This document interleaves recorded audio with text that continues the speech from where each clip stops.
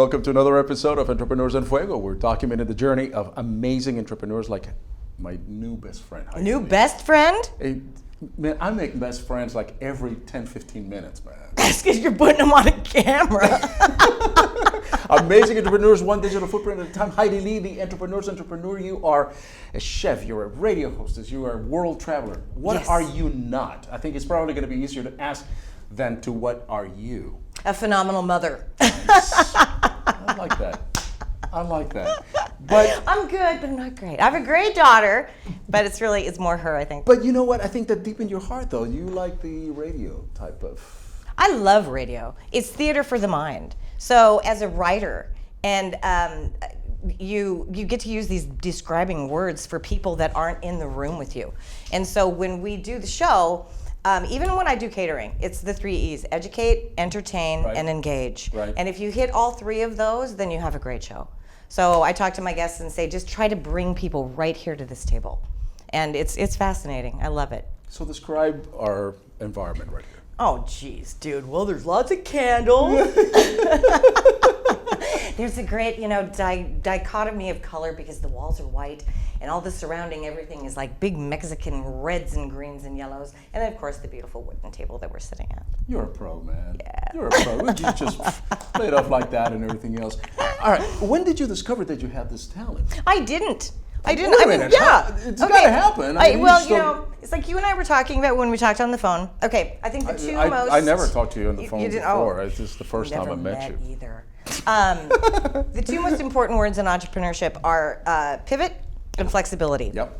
And so when I started Into the Soup in 2009, we wanted it to be a brick and mortar cooking school for kids. Right. Well, the market was saturated. It's like, okay, where do you go? So you're water, and you just go the easiest route. And so I started doing personal catering, personal chefing, and someone met me at a networking event and said, do you know this person? Because I think you'd really be good on the radio. And I'm like, really? And so I just explored it, and it morphed, and that became everything I did with Into the Soup was food and travel media. Radio is very addictive. Yes. It is, isn't it? Yeah. And it is addictive because It's a love affair. It is. Yeah. It is entirely a love affair. The ability to describe the environment, the ability to use your word, because you're naked there with your voice and your vocabulary. Yes. And if your vocabulary is limited, you're not an erudite. You can't describe things in a manner that the public is going to paint, if you will, because you're a painter, you're an artist. Yes, but I think too, words. it's really, people ask me all the time, I actually just put this up on social media, what do you like most about what you do? And it's meeting people. That's the most fascinating thing. So if you actually do your research and your due diligence on people that you're interviewing, it's for their benefit. Sure.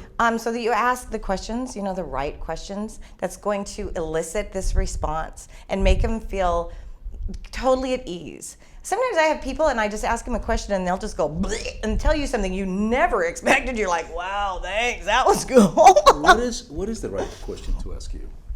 To ask me? Yeah, what is the right Oh, I don't know. You're the interviewer this time. You're the one in the hot seat. You are the. I want to know what right question to ask you. Oh, geez.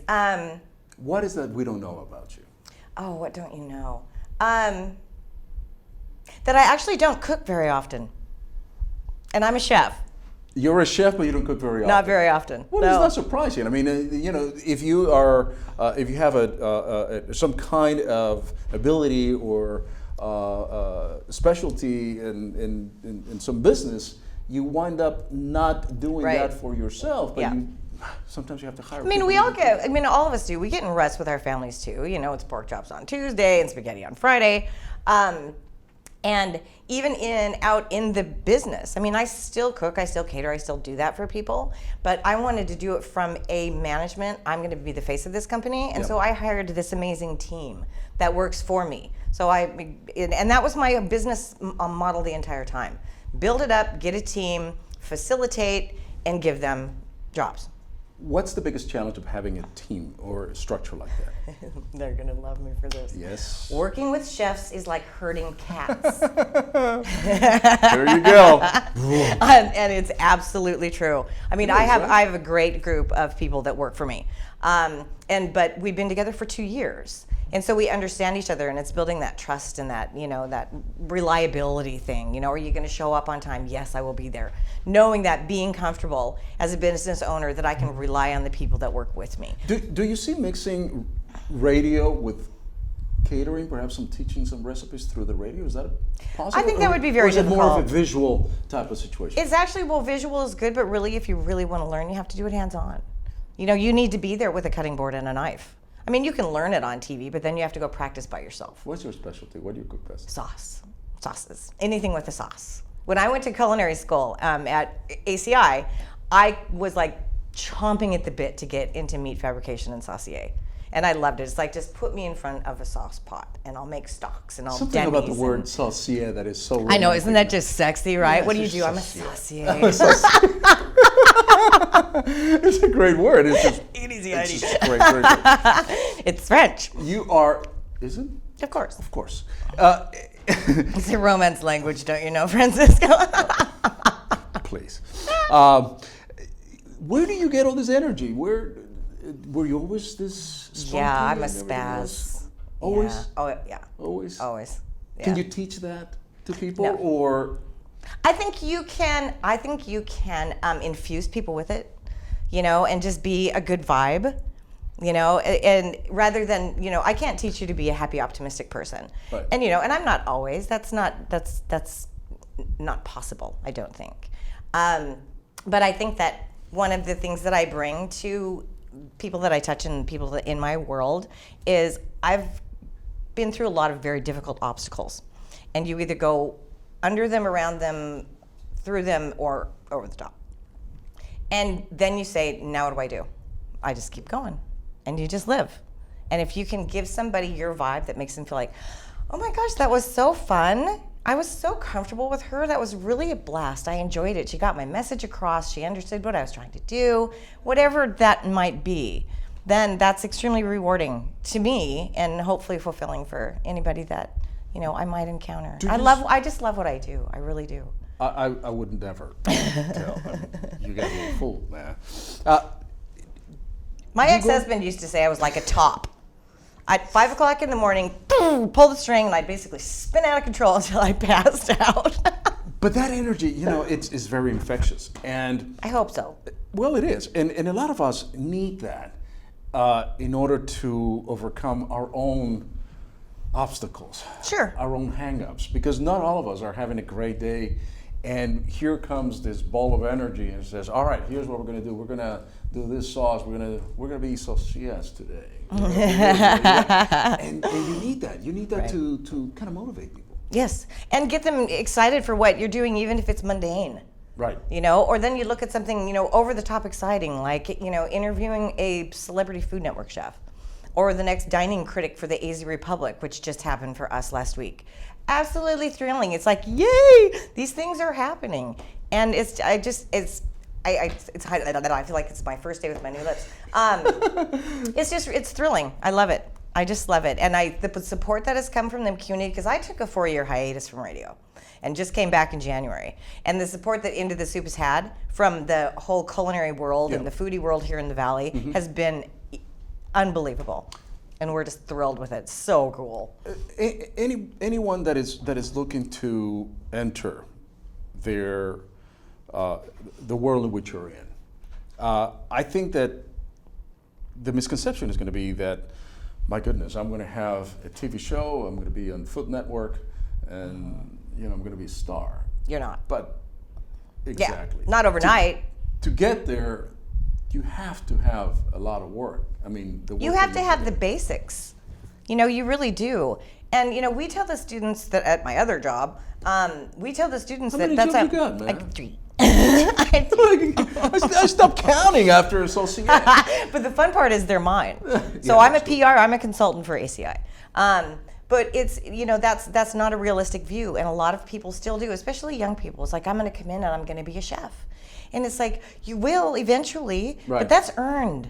That's an earned title. We're all cooks. I very rarely call myself chef. We're all cooks. That's what we do. Is it generational, you think? I think that attitude is kind of permeated into our society? The entitlement world? The entitlement world, yes. Correct. I think it can be. I think that the realm of being a chef Yeah. and working in this industry 20, 30 years ago was extremely different than it is now. And Food Network really changed that. They made it look, you had these people that went to school or had an apprenticeship in Europe. They were introverts. That's why it's called back of the house. They wanted to go back and cut their vegetables and make their food and give it to somebody else to serve it. Yeah. And now you still have a lot of people that are introverts. I don't want to go out in front. I don't want to see people. I don't want to meet people. But the foodie expectations these days are that we want to know you. You just made me this great, mole. Can you come and talk to me about it? And so when they walk into these educational programs or even not, they're looking to develop that. And it's not necessarily something that everyone can do, And so it's not Food Network. You're going to be a cook and you're going to work really, really hard. So would you say out of 1,000 people that graduate from culinary school, how many are going to make it? Depends on school. It depends on the school. All things being equal. How many are going to make it and stay in the industry? How many are going to stay in the industry? Gosh, that's so hard to predict, and I might get in trouble for what I say. I'm going to say 70%. Will stay. Will stay. 70% will stay. It's a hard industry. It's a brutal industry. I didn't stay. I was in it working on the line in restaurants, and I was like, I'm not, no thank you. For me. I have matching burns and cuts, and then especially when, I just, realizing that having a family and being in this industry is really tough. What's Christmas, Thanksgiving, Easter, Mother's Day, Father's Day, Valentine's Day. What's the difference between a very good cook and a great cook? Practice and passion. You have to get it right. You have to keep working and working and working to do it right. Developing a menu. Are you like the Diana Taurasi of food? Who's that? Exactly. It's a good thing, and I think. Is it? Okay, yay. Great basketball player. Oh, okay. Yeah, I'm sorry. She practices. It's like the Michael Jordan. Okay, that's kind of what I was going to say on the boy side of the fence. Exactly. Okay. No, I'm not. I found when I went to school, I was like, I've got the basics down, blah, blah, blah. I didn't know how much I didn't know. And rather than, I did gain some more skills and some, palate fixing and this kind of stuff. But what I learned most was things about myself. I'm a very impatient person. Palate fixing. That sounds like FIFA. You know what FIFA is. Yes. And with that, you're going to have to come back and I got to explain all this. Love to. Have I gained more patience? No. Are you done yet? We're out.